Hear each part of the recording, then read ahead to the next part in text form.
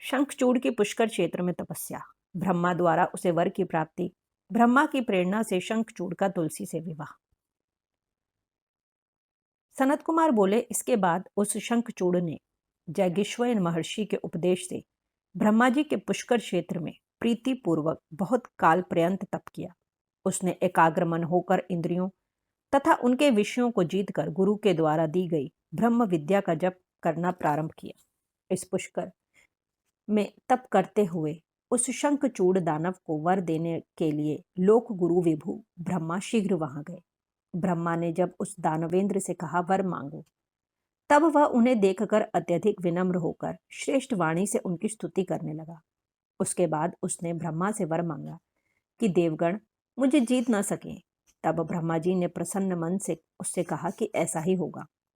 उन्होंने उस शंखचूड़ को जगत के मंगल को भी मंगल बनाने वाला जग मंगलम नामक और सर्वत्र विजय प्रदान करने वाला दिव्य श्री कृष्ण कवच प्रदान किया। तुम बद्रिका आश्रम चले जाओ और वहां तुलसी के साथ विवाह करो। वह पति की कामना से वहीं पर तप कर रही है। वह धर्मध्वज की कन्या है। इस प्रकार ब्रह्मा जी ने उससे कहा और उसके देखते देखते शीघ्र ही उसी क्षण अंतर्धान हो गए। तदनंतर तपस्या से सिद्धि प्राप्त कर उस शंखचूड़ ने वहीं पुष्कर में ही जगत के परम कल्याणकारी उस कवच को गले में बांध लिया। इसके बाद तपस्या से सिद्ध मनोरथ वाला प्रसन्न मुख वह शंखचूड़ ब्रह्मा की आज्ञा से शीघ्र ही बद्रिका आश्रम में आया। वह दानव शंखचूड़ अपनी इच्छा से घूमते हुए वहां आ गया जहां धर्मध्वज की कन्या तुलसी तप कर रही थी। सुंदर रूप वाली, मंद मंद मुस्कान वाली, सूक्ष्म कटि प्रदेश वाली तथा शुभ भूषणों से भूषित उसने उस श्रेष्ठ पुरुष को कटाक्षपूर्ण दृष्टि से देखा। तब शंखचूड़ भी उस मनोहर, रम्य, सुशील, सुंदरी एवं सती को देखकर उसके समीप स्थित हो गया और मधुर वाणी में उससे कहने लगा, हे देवी, तुम कौन हो? किसकी कन्या हो? तुम यहाँ क्या कर रही हो और मौन होकर यहाँ क्यों बैठी हो? तुम मुझे अपना दास समझकर संभाषण करो। इस प्रकार वचन सुनकर उस तुलसी ने सकाम भाव से उससे कहा, मैं धर्मध्वज की कन्या हूं और इस तपोवन में तपस्या कर रही हूं। तुम कौन हो? सुखपूर्वक यहां से चले जाओ। नारी जाति ब्रह्मा आदि को भी मोह लेने वाली, विष के समान निंदनीय दूषित करने वाली, माया रूपिणी तथा ज्ञानियों के लिए श्रृंखला के समान होती है। इस प्रकार उससे मधुर वचन बोलकर तुलसी चुप हो गई।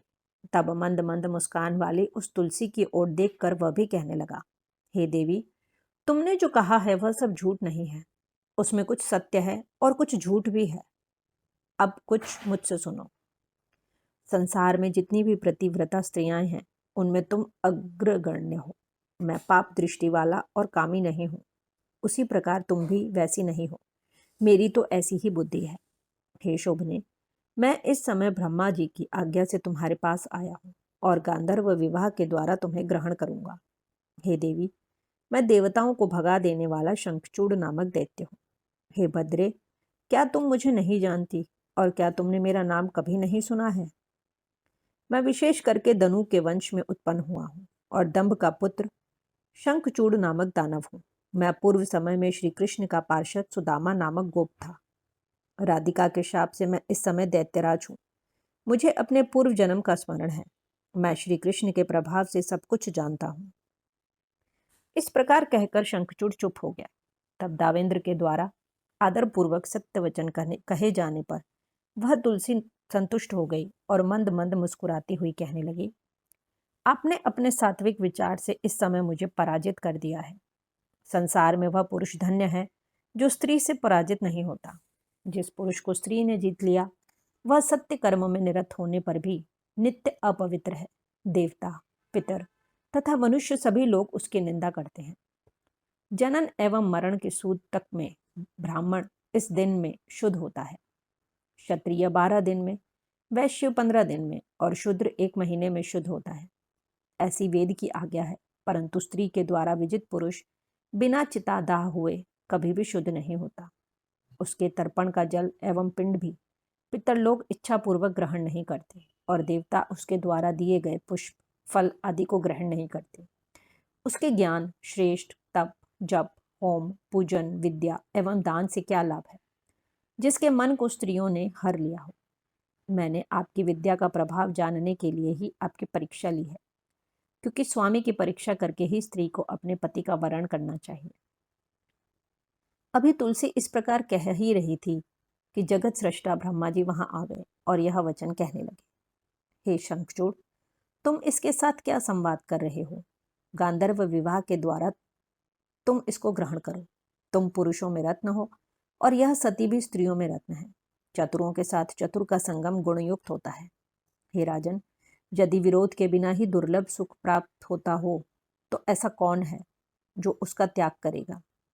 जो निर्विरोध सुख का त्याग करने वाला है वह पशु है, इसमें संदेह नहीं है। हे सती, तुम देवताओं, असुरों तथा दानवों का मर्दन करने वाले इस प्रकार के गुणवान पति की परीक्षा क्यों करती हो? हे सुंदरी, तुम इसके साथ सभी लोकों में स्थान स्थान पर चिरकाल तक सर्वदा अपनी इच्छा के अनुसार विहार करो।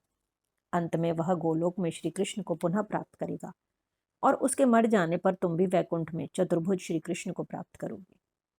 इस प्रकार यह आशीर्वाद देखकर ब्रह्मा अपने लोक को चले गए और उस दानव ने गांधर्व विवाह के द्वारा उसे ग्रहण किया।